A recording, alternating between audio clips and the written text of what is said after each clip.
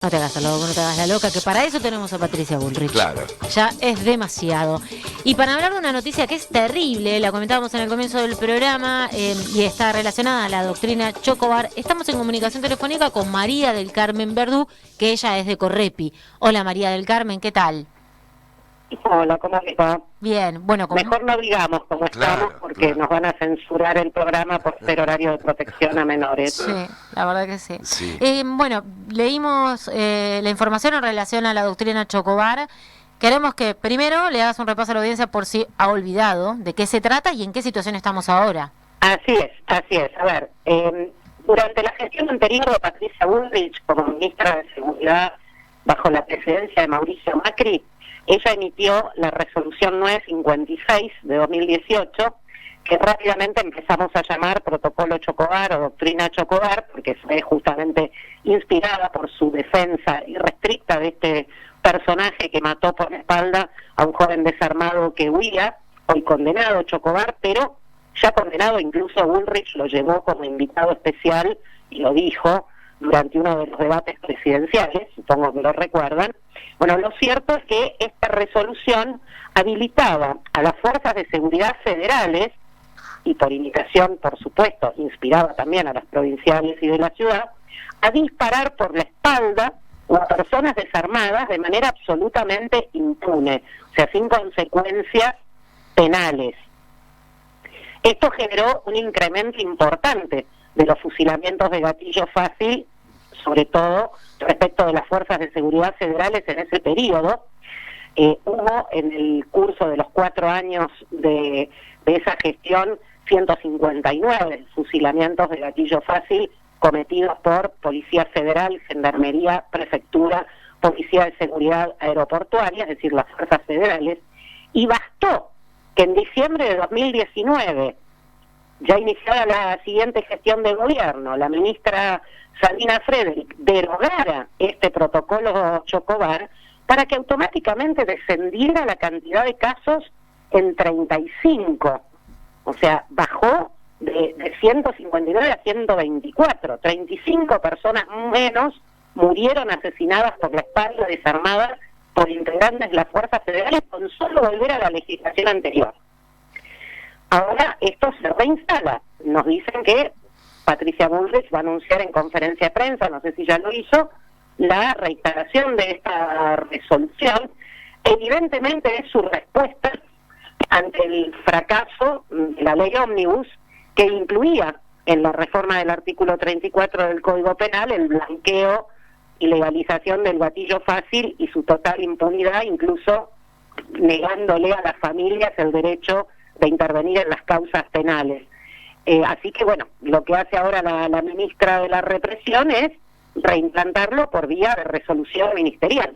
Quiero hacerte algunas preguntas, deben ser son obvias seguro, ¿no? Y más para vos que estás en el tema, pero alguna de las cuestiones de la doctrina o este protocolo Chocobar señalaba que directamente podían tirar sin decir alto, por ejemplo. Claro, sí. Directamente, tiran sin decir... Sin identificarse, y lo que es más, empecemos por el principio, es lo que decían, lo que dicen las normas actualmente vigentes, tanto del ámbito interno como los convenios internacionales que Argentina está obligada a respetar porque los ha firmado. Porque, ojo, el tema del uso de la fuerza por parte de las fuerzas de seguridad de un país están reglamentados por convenios internacionales de derechos humanos, que son obligatorios para todas las fuerzas, que tienen más valor, de acuerdo a nuestra Constitución, que la propia ley interna, y que de hecho los policías, gendarmes, prefectos, etcétera, están obligados a estudiar en sus institutos de formación. Los comisarios tienen la obligación de exhibirlos en cuadritos en las comisarías y son de aplicación obligatoria. Esas normas lo que dicen es que un miembro de una fuerza de seguridad solamente puede recurrir al arma reglamentaria, desenfundarla y disparar cuando está respondiendo a una agresión del mismo tipo. O sea, que del otro lado le estén disparando. La sospecha de que una persona pudiera tener un arma porque hizo un movimiento hacia la cintura, la fuga porque está escapando de un intento de identificación policial o lo que fuere, no habilita el uso del arma de fuego. Les guste o no les guste, eso es el convenio, el acuerdo internacional en la materia. Sí, y ahora, Maribel, vamos a hacer un silogismo, vos me dirás si es exagerado, falso, paranoico. Si puede hacer eso las fuerzas federales frente a un delito o presunción de un delito, luego se condena y se penaliza la movilización social, Sí. la expresión en la calle. Ergo, Son las dos caras de una misma moneda. pueden disparar El a los disciplinamiento manifestantes, social claro. contra quienes reclaman y el control social sobre las víctimas del ajuste. Claro, vos sabés que me hace acordar de alguna manera a un proceso parecido a los que tenemos algunos años que vivimos con la policía de Camps, ¿no? Porque empiezan a ideologizarse, o los están ideologizando, haciendo que más allá de la ley o no, ellos tengan una cuestión personal y adversa. Sí, pero vos sabés que ni siquiera hace falta remitirte al periodo de la dictadura cívico-militar eclesiástica y el terrorismo de Estado, que era completamente otra situación fáctica, teórica, ideológica, etcétera. Rodolfo Walsh, cuando yo estaba naciendo, o sea, hace muchísimos más años de los que me gustaría recordar, hace 60 y pico de años, escribía las crónicas del Gatillo Alegre, las crónicas de la Picana, y ahí hablaba de estos mismos hechos, porque son históricos, siempre ha sido la forma de intervención de las fuerzas de seguridad en nuestro país y en el mundo, con matices que tienen que ver con la mayor o menor necesidad de implementar el control social de acuerdo al estado de bienestar que goce la población. Sí, en el 30 entró la Picana, si no me equivoco, con un familiar de La Lugones. Picana es un invento de la policía bonaerense. Claro, claro. Sí, se inventó en Avellaneda, en una comisaría. Por eso, precisamente, vos fíjate, tanto se habla, a veces se plantea esto de que el gatillo fácil, la tortura, las detenciones arbitrarias son como la herencia de la dictadura. Y no es así, porque precisamente, ¿quién le enseñó a los marinos de la ESMA a usar la Picana? Un policía bonaerense, Ernesto Frimón Weber, el padre de Ernesto Simón Weber, el que después iba a gritar fuego en Avenida de Mayo y 9 de julio, el 20 de diciembre de 2001, y uno de esos disparos iba a matar a mi compañero de Correpi, Carlos Petete Almirón. El padre, Ernesto Frimón Weber, condenado en la causa ESMA, era comisario de la bonaerense, su hijo era federal, y era apodado el maestro o 220, porque era el destacado por la policía bonaerense a la ESMA para enseñarles a usar la Picana. El maestro. Claro, y cómo esto que vos decías de la legislación internacional a la cual suscribe nuestra Constitución, ¿qué es esperable? ¿Una sanción para el Estado Nacional? ¿Una observación? Es que ese es el punto, van a seguir sumándose las condenas internacionales como las que ya tenemos, la causa Bulacio, la causa de Iván Torres, la causa del Puente de Corrientes de 1999 y tantísimas otras, donde justamente después terminan siendo responsables los estados, administre quien administre el Estado en ese momento, de reparar a las víctimas por estas situaciones que generan gobiernos en particular. ¿Y cuál tiene que ser la actitud de los pibes, las pibas de barrio? Me parece, no me parece, si vos tendrás las estadísticas, son los más expuestos. Mira, es muy preocupante, porque vos imaginate que si los tipos tienen vil de impunidad para dispararte por la espalda, todo lo que yo te diga de lo que pueden o deben o podrían hacer queda bastante como en el aire. Pero allí, vos conocés seguramente, la pregunta viene con trampita, el manual del pequeño detenido, el clásico de Correpi para las charlitas antirrepresivas con pibes y pibas. Lo primero y fundamental es no bardearla y tampoco manifestar una situación de miedo, de temor, porque son las dos cosas que ellos esperan. Claro.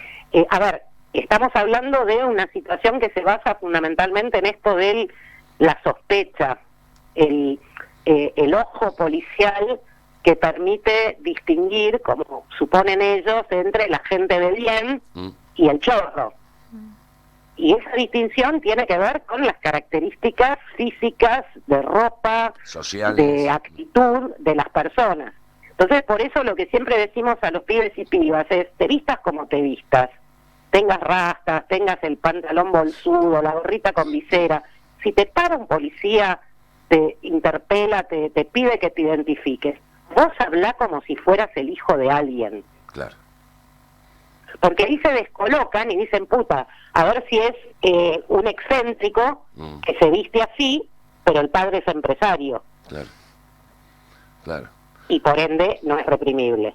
Claro, un poco como pasó con Santiago Maldonado, que cansados de atentar contra los mapuches, mataron a un chico de clase media urbana y se les Mirá, tuvieron más quilombo. puede parecer una estupidez, pero vos sabés que la experiencia de tantas décadas nos demuestra que cuando la cana te para, te pide el documento, vos contestás con frases completas, sí señor, no señor, vengo de allá, voy para allá, hasta si sos capaz de reconocer las insignias y utilizar el grado correspondiente, o si no, el genérico oficial, sin bardearla, sin querer hacerte el Rambo cuando la chapa y el fierro y el machete lo tienen ellos, es muchísimo más factible zafar, porque insisto, cuando piensan que están frente a alguien que cuenta, arrugan. Y una vez en un juicio oral se estaba discutiendo justamente este tema de la pinta de sospechoso y demás por una detención arbitraria. El argumento del policía que estaba declarando era que la persona que había sido detenida le había resultado sospechosa porque llevaba 15 minutos caminando de un lado al otro en la misma cuadra, como mirando vidrieras, y su vestimenta no cuadraba con el lugar. Entonces yo le pregunté al policía, disculpe, si usted me hubiera visto a mí en esas mismas circunstancias, ¿qué hubiera pensado? Claro, era un juicio oral, yo estaba muy bien vestidita, con un trajecito sastre, taquitos y toda esa historia. Y el tipo automáticamente contestó, pero no, doctora, hubiera pensado que usted estaba mirando qué comprar y no se decidía. Listo. No más preguntas. ¿Me entendés? O sea, te lo dicen ellos mismos. Hubo un fallo no hace Hay fallos mucho. de la Corte de Provincia que hablan de esto, de que un elemento útil para el olfato policial es la falta de correspondencia entre la vestimenta y el lugar. Claro. Era como antes el petiso orejudo, ¿no? Cierta... y no te estoy hablando del siglo pasado, ¿eh? Claro, claro. Te estoy hablando de esta Corte. Y hubo un fallo no hace mucho, recordámelo si es que es así, que sentó antecedente porque en uno de estos crímenes se pudo agregarse la variable de odio racial. Sí. No sé si... Sí, es un elemento interesante en el caso de Lucas, pero a ver, yo hubiese preferido que se estableciera con claridad que de lo que se trata es odio de clase. Bien. Porque no hay mayor diferencia racial entre Lucas y los morochos policías que lo fusilaron, ¿eh? Claro. Lo que hay es una diferencia de no origen, sino pertenencia de clase. Sí. María del Carmen, ¿quién está operando acá? ¿Bullrich o Bullrich y Villarroel?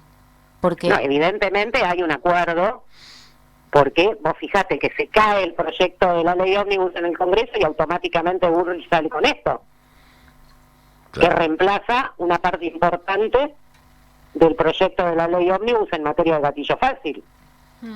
Claro, van a tratar de salir con distintas resoluciones. ¿Qué valor tiene Mira, frente...? yo escucho muchas de estas discusiones que se dan entre los opinadores políticos, la gente que sabe más que yo de estas cosas, de si hay un cogobierno, no hay un cogobierno. ¿Quién puede discutir que hay un cogobierno? Bullrich es la ministra de Seguridad de la Nación. Su ex vice es el ministro de Defensa de la Nación, Luis Petri, el responsable de que las cárceles estén estalladas.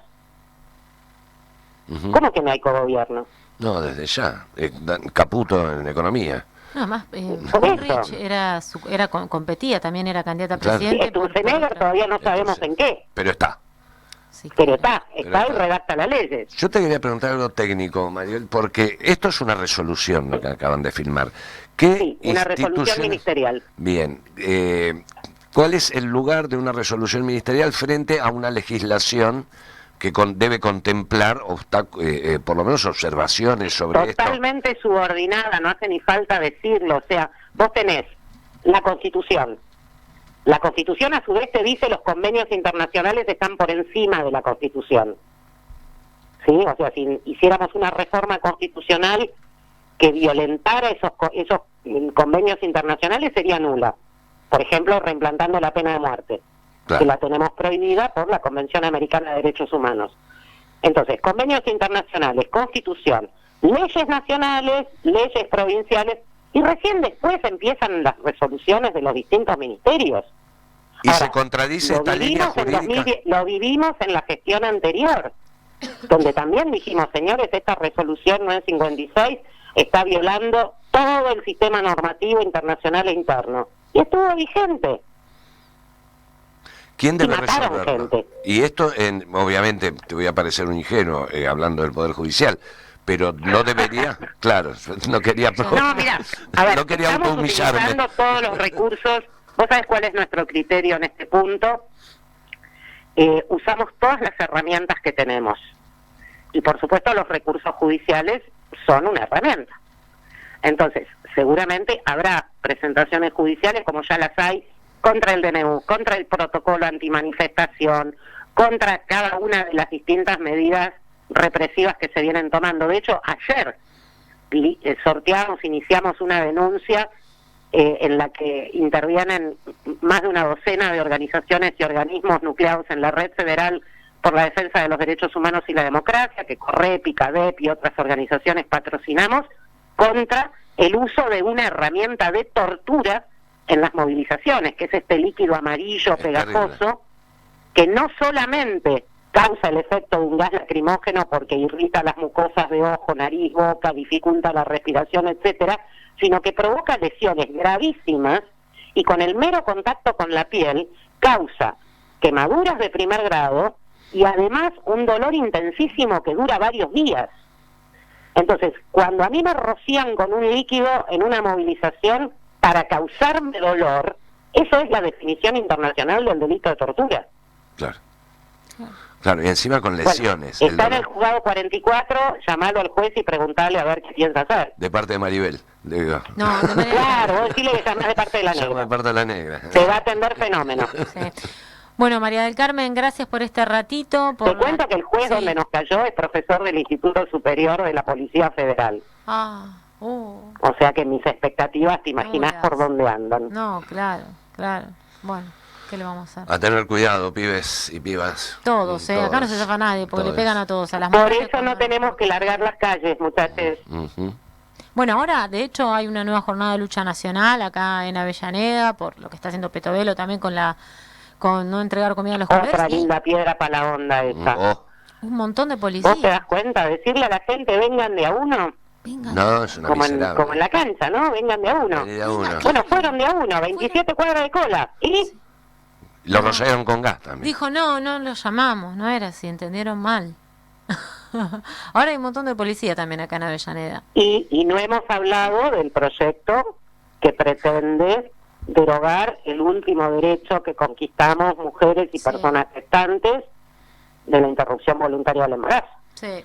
Claro. Sí. Pero tiene poquitas firmas, me parece que es distractivo eso, o al menos las compañeras... Incluso hay un par ahí que dijeron que yo no firmé esto. Sí, todo tan irregular, la verdad es... Sí, pero mientras tanto, mientras nos reímos de esas desprolijidades, de que no sepan que cuando un proyecto vuelve a comisión se cae la votación en general y en particular, mientras nos reímos de esas cosas, los tipos te siguen gobernando. Ah, sí, el DNU está, además. Entonces, no hay que aflojarle a la movilización con todos los cuidados del caso. No regalarnos es el mandamiento más importante. No, y además están usando armas de destrucción psicológica. Y el único resguardo que tenemos es estar con el resto, con los demás en la calle. Porque si vos te quedás solo en la pantalla... Si querés capear esta en forma individual, matate porque te va a salir mejor. Además, por seguridad no te quedes solo en tu casa viendo la tele, en serio, porque te rompen el marulo adentro. Sí. No es una garantía que no te vaya a pasar nada, quedarte adentro. Bueno, por eso justamente en relación a las movilizaciones venimos diciendo a la gente autoconvocada, no vayas solo ni sola. Juntate con tu grupo de amigos, armá la listita de datos de cada uno, dáselos a alguien que no esté en la movilización, que a su vez tenga los teléfonos de las guardias permanentes que venimos armando las organizaciones para cada jornada de movilización. Avisen cuando llegan, avisen cuando se van, no se cuelguen, para que no tengamos que estar saliendo a buscar gente que se olvidó de avisar y está comiendo una pizza en Balvanera. Claro. Lamentablemente tenemos que poner en práctica todos esos hábitos que mucha gente pensaba que ya no iban a hacer falta. No, y algo que es terrible y que, bueno, vos ya lo conocés, no es de ahora, pero que vuelve a surgir, o al menos en muchos casos, hablamos en la semana, con 2 pibes que fueron a la manifestación, que fueron al Congreso y estaban ahí, los agarraron, se los llevaron detenidos, a uno lo cagaron a tiros además, pero cuando lo llevaban en la camioneta, que no tenía identificación le ponían luces de giro donde no doblaban, toda una negación del lugar de detención, una negación del lugar de donde estaban detenidos, una perimetral para que no se acerquen al Congreso de la mano de un fiscal. Terrible. O sea, es un descaro. Sí, bueno, eso ocurrió en relación a 2 de las personas Sí, claro. detenidas, no me acuerdo si el día miércoles o jueves, afortunadamente no respecto de los 14 del viernes. Pero sí, un escándalo, o sea, ¿con qué derecho un fiscal va a decir que yo no puedo transitar por el Congreso viviendo en la ciudad de Buenos Aires? Como si el violentado fuera el Congreso y no la persona detenida. Sí, bien. Así es. Bien, bueno, María del Carmen, gracias por el rato. No, por favor, un abrazo. Abrazo fuerte. María del Carmen Verdú de Correpi era a quien escuchabas.